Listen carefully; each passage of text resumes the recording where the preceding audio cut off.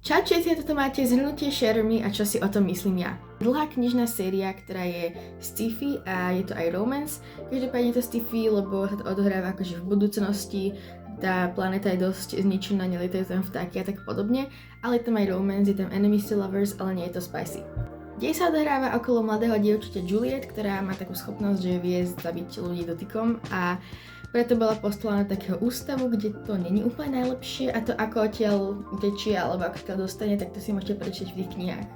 Táto séria mala skončiť touto knihou Ignite Me, mala to byť teda taká trilógia, keď nepočítame novely, lenže potom zistíme, čo sa stalo potom v ďalších knihách.